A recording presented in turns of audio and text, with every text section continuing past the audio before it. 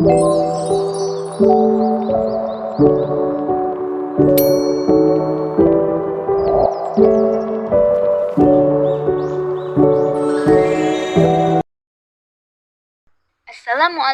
warahmatullahi wabarakatuh. Selamat pagi teman-teman. Perkenalkan, nama saya Mawar Hanis dan teman saya Laila Mustika. Kami dari Madrasah Aliyah Hidayatul Rahmah kelas 11 IPA kelompok 7. Pada hari ini kami akan membahas beberapa tokoh yang ikut berjuang dalam pergerakan kemerdekaan Republik Indonesia. Mari kita simak bersama. Yang pertama ada Syuti Malik. Syuti Malik dikenal sebagai pengetik naskah proklamasi kemerdekaan Republik Indonesia. Syuti Malik juga merupakan salah satu pahlawan nasional yang berjasa dalam proklamasi kemerdekaan Republik Indonesia pada 17 Agustus 1945. Dilansir situs Bagian Pemerintah Kota Banjarmasin, Syuti Malik memiliki nama asli Muhammad Ibnu Syuti. Syuti Malik lahir di Sleman, Yogyakarta 22 November 1908. Ia adalah putra dari pasangan Abdul Muin alias Karotopro Wito dan Sumilah. Mengutip dari situs resmi DKI Jakarta, Syuti Malik mulai bersekolah di Sekolah Ongkoloro atau setara dengan Sekolah Dasar SD di Desa Serowolan pada tahun 1920. Syuti Malik melanjutkan pendidikan di sekolah di Solo, namun pendidikannya harus berhenti karena ditangkap Belanda akibat dicurigai bergabung dalam kegiatan politik. Selanjutnya ada Laksmana Muda Tadashi Maeda, adalah seorang perwira tinggi Angkatan Laut Kaisaran Jepang di Hindia Belanda.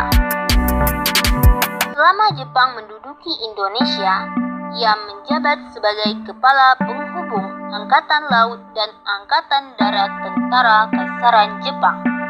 Laksmana Maeda menjadi salah satu tokoh Jepang yang simpati terhadap perjuangan rakyat Indonesia dengan bersedia membantu persiapan kemerdekaan Indonesia.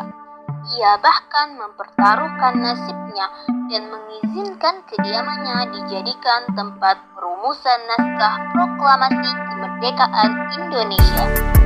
Dasar pertimbangan pemilihan kediaman Laksmana Muda Maeda sebagai tempat penyusunan teks proklamasi adalah karena rumah tersebut mempunyai hak imunitas terhadap Angkatan Darat Jepang sehingga akan tetap aman.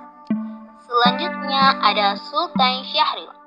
Sama seperti para pejuang lainnya, ia juga ikut berjuang dalam persiapan kemerdekaan Republik Indonesia.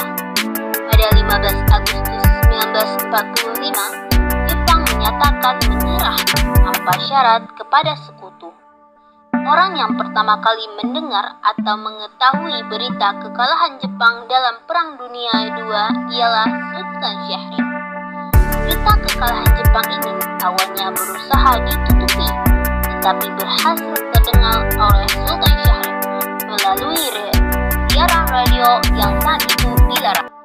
Selama Perang Dunia II, Sultan Syahrir terus mengikuti perkembangannya dengan cara sembunyi-sembunyi mendengarkan berita dari stasiun radio luar negeri. Begitu mengetahuinya, Sultan Syahrir segera menghubungi Khairul Anwar dan menyebarluaskan berita tersebut kepada para pemuda pro kemerdekaan.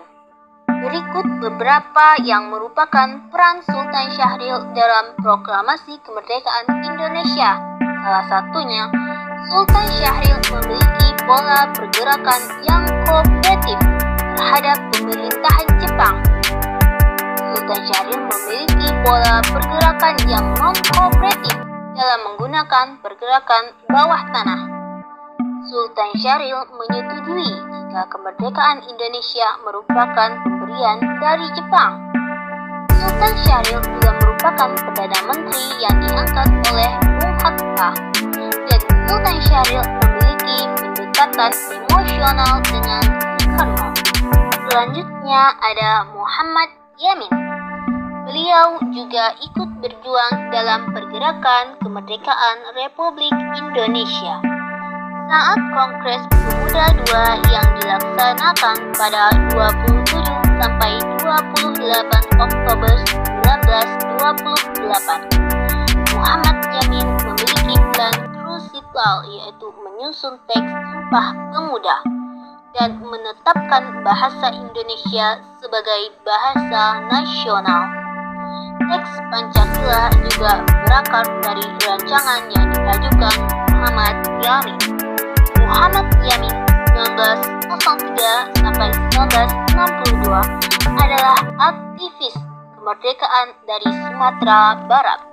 Beliau juga merupakan salah satu anggota Badan Penyelidik Usaha-Usaha Persiapan Kemerdekaan Indonesia (BPUPKI).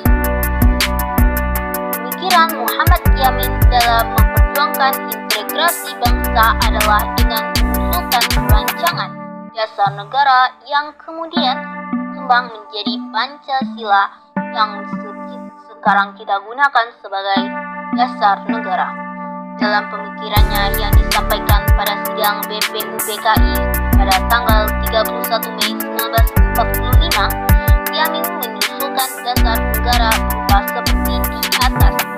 Dalam perkembangan sidang BPUPKI, 5 pokok pikiran ini digabungkan dengan pemikiran tokoh lainnya seperti dari Soekarno. Muhammad Yamin juga bergabung dalam Panitia 9 yang merancang rumusan pembukaan Undang-Undang Dasar 1945. Peran Muhammad Yamin dalam mempersiapkan kemerdekaan Indonesia dan perumusan dasar negara adalah menjadi anggota BPUPKI dan Panitia 9 yang merumuskan Pancasila yang terdiri dari 1. Pri kebangsaan, 2. Pri kemanusiaan, 3. Pri ketuhanan, 4. Pri kerakyatan, dan 5. Kesejahteraan rakyat. Selanjutnya ada Dr. Mordi. Beliau merupakan bagian dari perumus atau pejuang dalam pergerakan kemerdekaan Indonesia. Saat itu, Dr. Mordi ditunjuk menjadi pemimpin barisan pelopor seluruh Jawa dan petugas pengamanan para pemimpin beserta lokasi pembacaan teks proklamasi dari ancaman kerusuhan. Selain itu, setelah pembacaan teks proklamasi, Mordi juga membentuk barisan pelopor istimewa untuk mengawal Presiden Soekarno. Pati, Jawa Tengah pada 30 Januari 1907. Ini merupakan putra ke-7 dari pasangan Mas Sastrowardojo dan Rio Peni pada tahun 1945. Namun pada 13 Agustus 1948, Mordi diculik saat menjalani praktek sebagai dokter di Rumah Sakit Jabres Solo dan hilang secara misterius. Sebagai tanda jasa terhadap negara, Mordi mendapatkan gelar pahlawan kemerdekaan Indonesia pada 1964. Nama beliau juga diabadikan sebagai nama rumah sakit, yaitu Rumah Sakit Umum Daerah RSUD Dr. Mordi di Solo, Jawa Tengah. Perjuangannya berakhir pada 13 September 1954 setelah dia diculik saat bertugas sebagai dokter di Rumah Sakit Jabres Solo pada 1945. Tak tahu sekarang dia di mana, walaupun meninggal, tak tahu di mana jasadnya. Begitulah kalimat yang terus diungkapkan pada acara seserahan dan pembukaan pameran foto dengan tema Jejak Langkah Perjuangan Dr. Mordi. Pembangkit Batang Trandam yang diselenggarakan oleh Ikatan Alumni Universitas Indonesia ILUNI belum lama ini di FKUI Salemba. Demikian video yang dapat kami rangkum. Semoga bermanfaat bagi teman-teman semua yang mendengarkan. Saya Mawar Hanis dan teman saya Laila Mustika pamit undur diri. Kami dari Madrasah Aliyah Hidayatur Rahmah kelas 11 IPA kelompok 7. Jangan lupa like, comment, and share. Sampai bertemu di video selanjutnya. Assalamualaikum warahmatullahi wabarakatuh. Bye-bye.